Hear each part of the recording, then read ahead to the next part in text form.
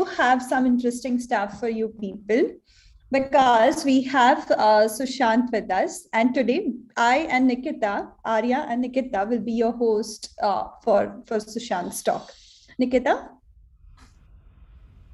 Thanks, Arya. So yeah, thanks again for joining. And we'll just set up some quick ground rules for the session. Since we are virtual, you can use the chat freely for discussions during the talk and also for any questions you have.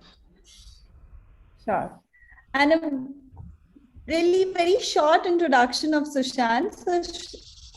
So Sushant is a product principal at ThoughtWorks. A very small thing about him that he enjoys solving customer problems and creating products to address their pain points. So yeah, that's about Sushant. He brings in his expertise, and today we are going to hear from him about the digital fast tracking and evolving role of BAs and product managers. Yeah, over to you, Sushant. Thank you, Arya. Thank you, Nikita. And thank you, everyone, for joining in. I can imagine this is the Saturday afternoon with very nice weather, but you opted for being here. Thank you very much for it. Uh, so, this topic probably what is coincidentally an extension of the talk what Madhu and Aditya had last in the previous session. It's great organizing because probably knowingly or unknowingly you sequenced it really nice. So let me share my screen. Hope it is visible, and let's get started. Yeah. So I've been in a BA role or a product manager role for almost more than a decade now, and a lot has changed. Lot has happened. I've seen a bunch of things. Uh, this talk is actually very close to me because this reflects what I saw around, what I heard people talking about, and how they approach the problems. And obviously, as we start, we know very few things, but as our horizon expands, we get to know many more dimensions of the technology use. So this talk is about it. And it's also about movies, and it's also about series, and it's also about space travel. So let's talk about it real quick. I think Arya has introduced me, but that's me. That's my Twitter handle, and that's my blog in case you're interested. All right. So, like I promised, can you guess the series or movies what are there? Quick things on the chat, if you can.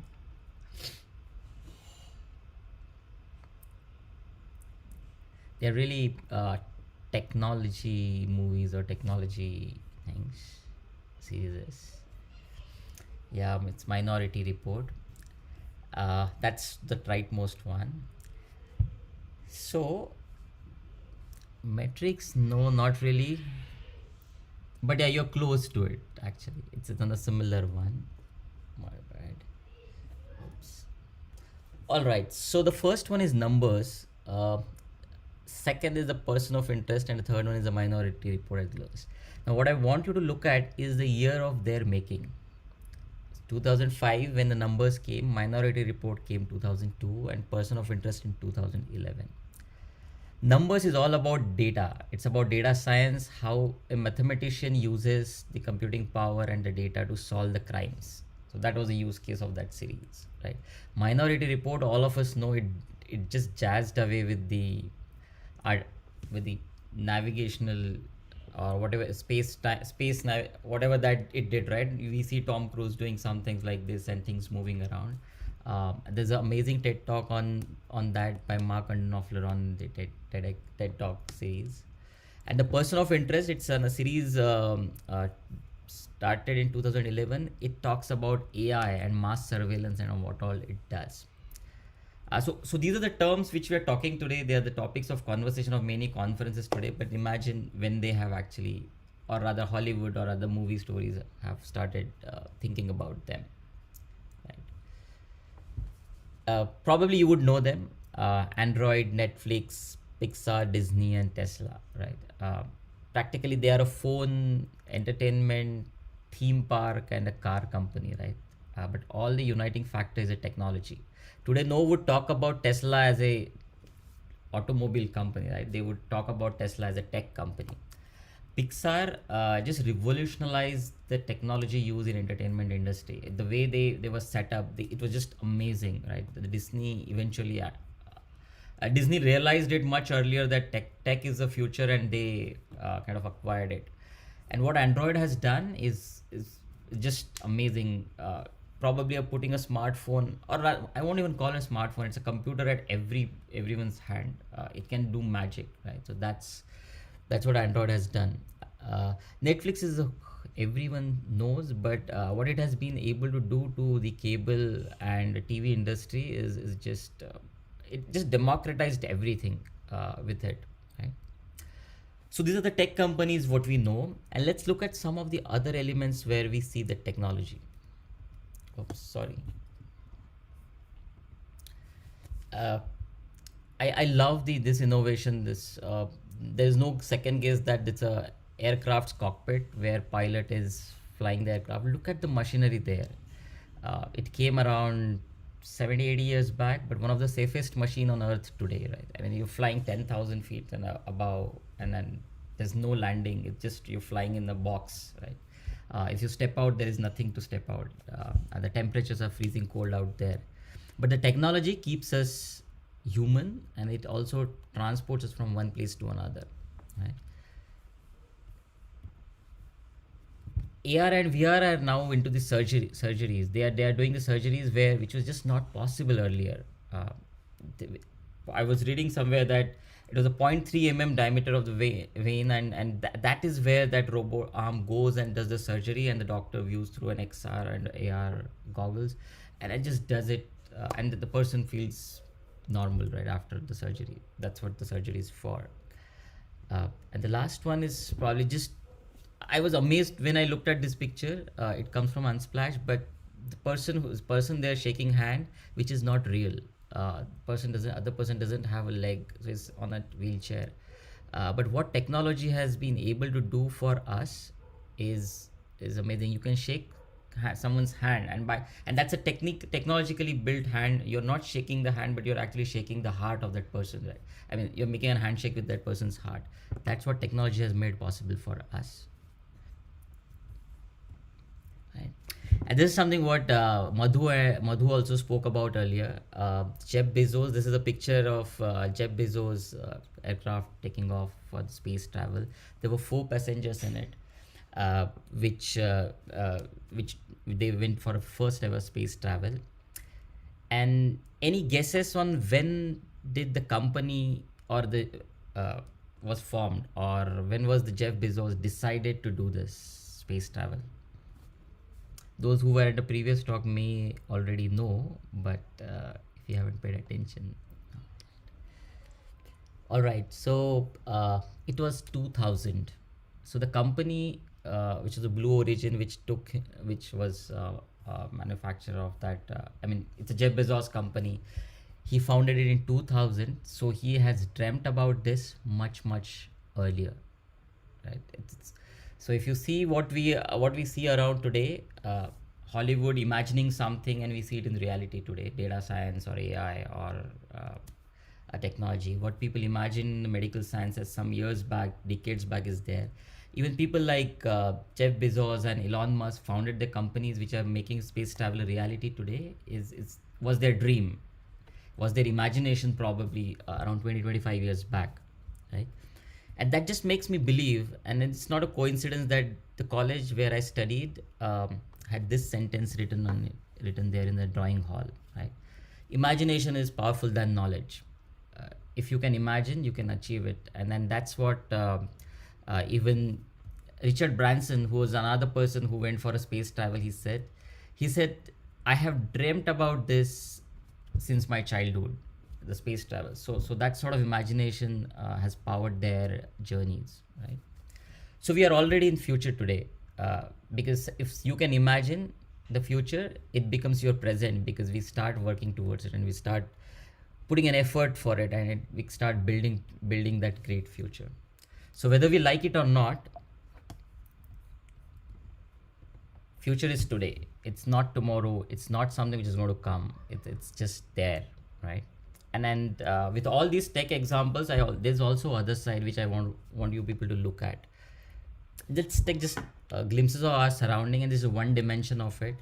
This is statistics from 2017, and it's probably the first one is global, but the next three are more of American statistics. So there was a population of 7.5 billion, of which 15% had some sort of disability, of which 2 to 4% had significant disabilities, and of them only 54% people had access to internet. And I'm just not very far, right? It's just 2017, a year before or 2 year before a lockdown started. India is not very different. We are How we are stacked up is like this. And think about what it means for these people.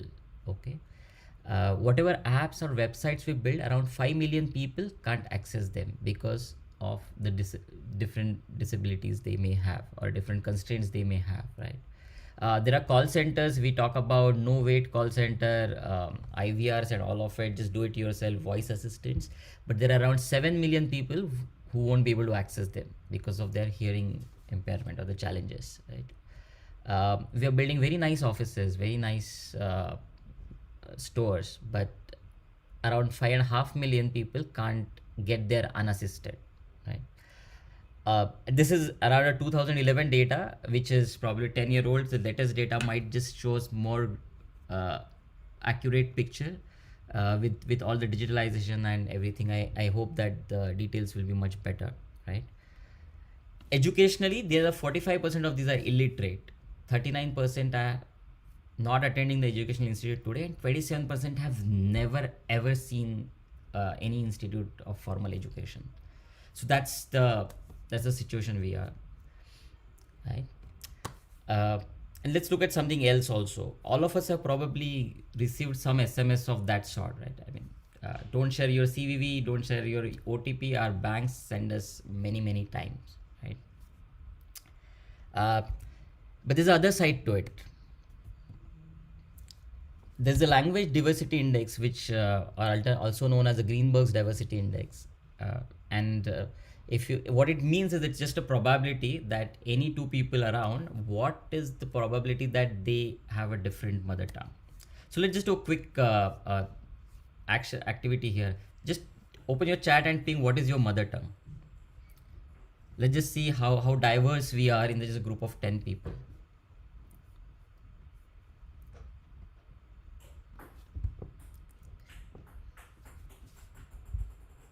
Okay, so just in 4 we see the 4 one, right? And I'm sure there are dialects. Those who have Marathi will say something else. Furthermore, Odia, there will be a dialect and so on, right? So it's amazing that what diversity we hold. And if you compare, Japan has just 0.035, Australia is 0.274, China is 0.5, and India is way high. It's 0.93. It means there are 93% chances that if you select two people in random, their mother tongue will not be same. And then when we say our mother tongues are Punjabi, Hindi, Odia, Gujarati, Marathi, they are just broader languages, right? There are several fragments of it. So that's the diversity we have around in India. And what does that mean? Or just in numbers, what does that mean? Just number of scheduled languages, we have 22, and we are home to 447 languages. And the official mother tongues recorded in the survey are 1369. 1369, and that's not a rationalized number. And there is a 1370th entry, which is others, that includes almost 1400 other languages. So if you think about the diversity of or a linguistic diversity what we have, that's what we are talking about, right? Now with that light, read this SMS again and see how many of the population of India, which is 1.3 billion, will be able to understand it with the exact message which is said. We looked at what is the linguistic diversity, our educational backgrounds, our professional, what we do, The chances that this SMS, which banks send for the safety of people or a security of people, people reading it, understanding it, is very, very less. Right? Nothing we can do about it, right? I mean, it's just how what the reality is. And there are a few more documents which everybody asks everywhere. They are also, probably some of them are in local languages, most of them are in the English, right? Right? And the list is endless. The things what we spoke about, whether it's a disability, it's about language. The divide is just economic, geographic, gender. It just goes on, right? There is no way that we will be able to form a uniform audience who just knows everything and work at that. And that's the complexity of our country, or that's the complexity of a globe rather.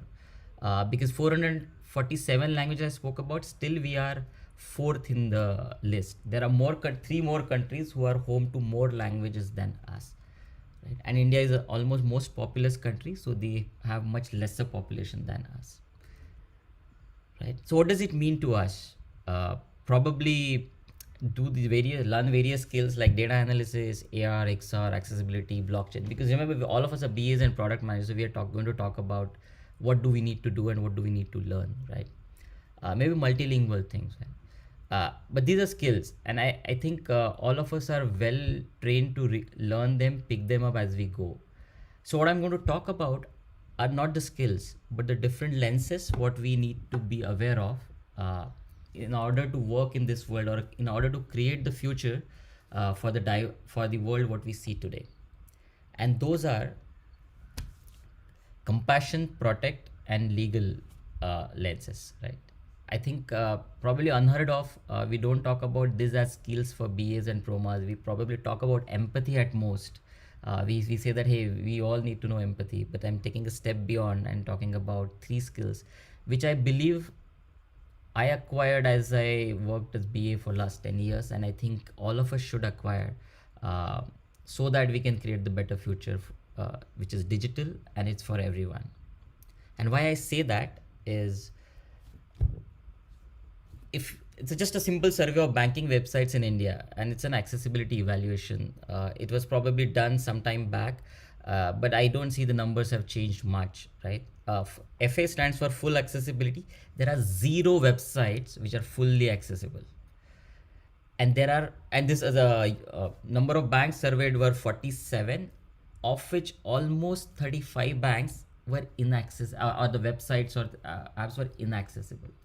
It means, think about the number of people who are not able to participate in the financial inclusion what we are speaking about, or all things what media and us are talking about at various places. Some are high accessible, some are low accessibility, but inaccessible number is just insane, right? And why it happens? We are all good intentioned people, right? We do user research before starting every project, and that's very right. And who do we talk about? Today, I mean, I worked on I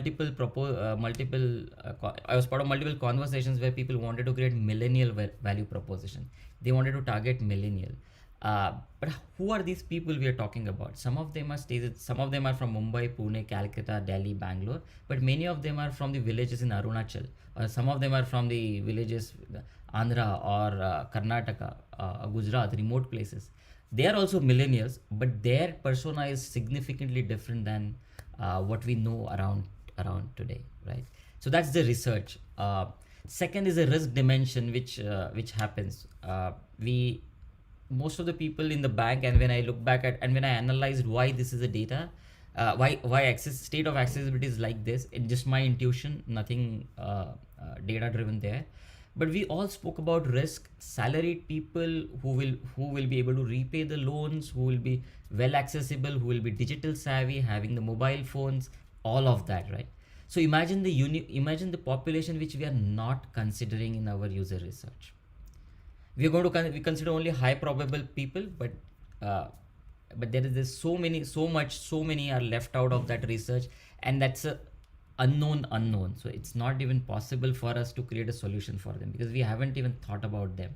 And then we do say that we have done research, right? So what to do, right? I mean, it's not just it's not enough to just highlight it, right? And that's why I feel that we need to go beyond empathy and to compassion. And the difference in empathy and compassion is probably you're all well aware. Compassion talks about alleviating the pain, and empathy talks about understanding it, right?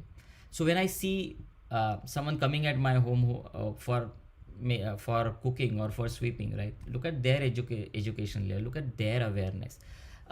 And when I go out there to do a user research for any client, do I am I able to connect these two things, or I just go into a different world and just take that as a sample and do the research, right? So that's the one part. And so I'm talking, the reason I'm talking about compassion is we have to be aware about all our surroundings, who are there, who are not there. Probably if you have kids and they go to school through a school van, think about the school van uncle who takes your kids safely to the school. What is their education level? How would they be able to access the situation? And can't blame clients. They all have the specific agenda in mind, but it's a responsibility of BAs and ProMas to see through this lens that what is missing and what can I add to that research and that requirement, right? Other few examples you might know is CAPTCHA. Nowadays it's everywhere. Just think about those numbers of disability and think about the CAPTCHA. How would they be able to operate if the site is not accessible? Even when we say that, oh, there's a sound button, volume button, they would not be able to access it, right? That's compassion lens, and we can talk much more about it, but probably just an example and why I believe that compassion is very important for all of us to pay an attention to. Next one, I talk about the protection, right? We spoke about research, so I won't touch base it again. But why protection? And when I think about this, extending from the previous data sets, these are the people who don't know. My mother calls me many times, hey, I got this SMS. What should I do about this? What does this mean for us? Now imagine if this is a situation at my own home, how it is about others. That SMS we spoke about earlier, many people, if they are not able to understand, how likely are they fall prey to fraudsters? Someone just pretending over a phone, it's not difficult, right? And even if we consider about us as a people, right? We are technologists, we know how to create digital products, but do we know are we equally well aware of crypto as an asset class when we go for an investment? Or are we equally aware of when we go to a medical store to buy a medicine for someone, right? Or for that matter, ourselves, right? So it means all of us are vulnerable in some or other sense. We may know one element, but we won't know all the elements. So what does that mean? The protection is there, needs to be there for everyone who is vulnerable, and that everyone is vulnerable. Our vulnerability may not be in digital sense, but maybe in some other sense. But all of these solutions, all of the elements come from a digital solutions today. Who prints the label on the medicines cover, or who prints the packaging or the food packages today? There are contents written. Many of us know that we are allergic to someone, and what all we see is a chemical name or a compound on the food package. How many of us may not be able to even comprehend that, hey, oh, they are actually talking about nothing but a groundnut. So that's the situation we are, and that's where as a business analyst or a product manager who are designing this solution, and Madhu and Aditya walked us through a wonderful mechanism to envision and create these products and solutions, right? We need to keep this lens on, that who is going to consume them, what is there, or maybe some consumers, who there may be a lot of unintended consumers, or sometimes we may just put them in, hey, everyone. But who's that everyone? Where do they come from? Who are they? For them, it's important to understand what's written there, and it's not important only for us. So that's the reason. That's another lens of a protection. So we do need to care for people. And the last part is about environment and planet. We talk about, there's a triple bottom line concept, if all of us have heard about somewhere, that is profit, people and planet.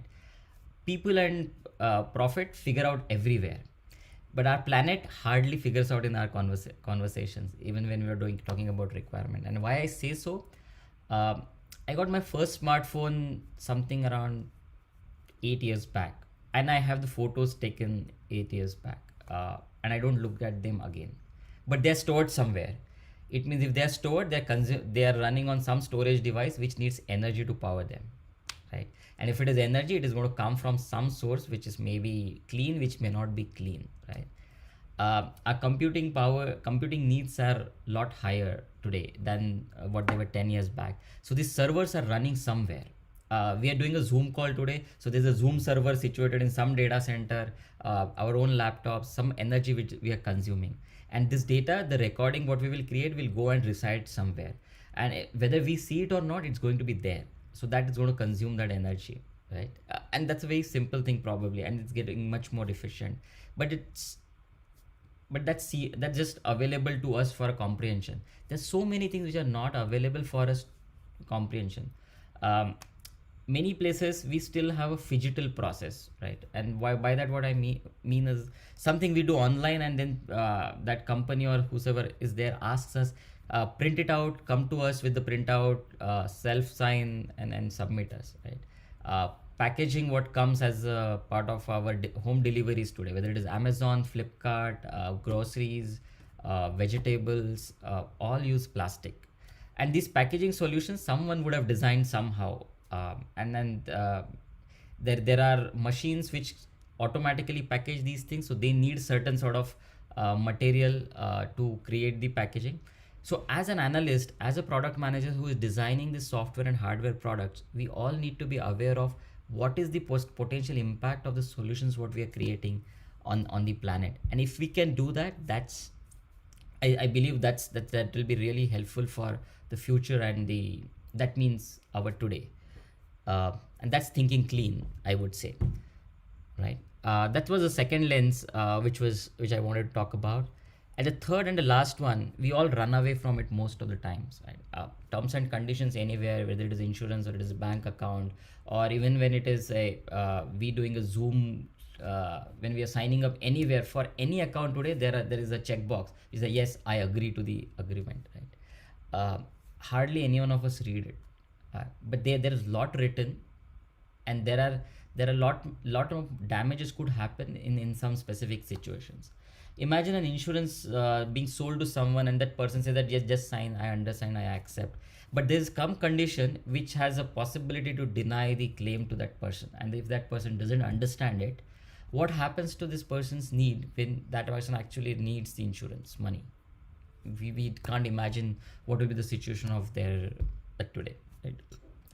Second and lot bigger area today is copyrights and open source licenses. We are using them at all places, and as a technologist, probably we are well familiar with them. But what does that mean? What sort of copyrights I am allowed to use? When do I have to take permissions, and when do I not have to take permission and just give credit? Or if I'm using an open source, where should I mention it, right? Many times we just get the library, use it, done, right? And it is simpler with the software.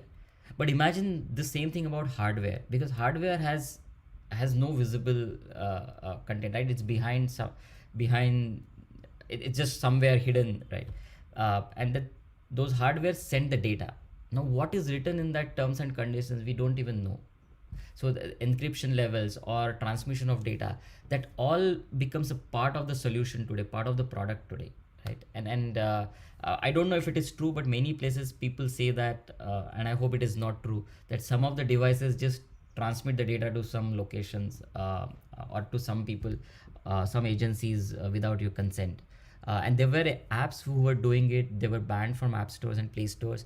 But I don't know if these people who built it, the product managers or business analysts, were aware of these elements, or if they were aware, where do they fit in that scheme of things, right?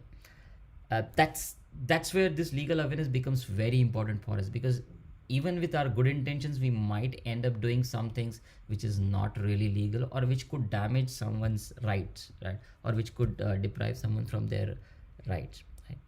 So that means that compliance, which we do for minimum thing, we need to step up and say that, hey, it is compliance for just for you to look at it. For me, it is the maximum awareness and the law abidance is what I'm going to talk about. So as a business analyst and as a product manager, we need to think about what is the impact of those terms and conditions on everyone who's going to use it. It's not just a checkbox which someone clicks to go ahead. It's not the last sign off before the delivery, but it's the impact of that terms and conditions, that those what we need to think about, right? And it's a much serious than just delivering the software somewhere. uh, and a lot of people spoke about the crypto. Yesterday, Murli also spoke about the DeFi. In IPL, all of us would have seen the ads of various crypto exchanges and all, and how you can make money fast. The returns are amazing. But I doubt, and I did a dipchick survey just within my friends, and there's a group called as a Smart Money Investors, where unfortunately I'm part of. They People just invest. What is underlying, no one knows. So that's the sort of awareness there. Now these ads which are coming on television, maybe some people understand it and there's a fine print somewhere, but the population who is viewing this, they may not be aware of it. They may not be they're definitely not aware of the how it works. It's and they Even if they're aware that it is some device, they may not be aware that there are laws which Indian government is thinking about dealing with the crypto and what's the impact of it.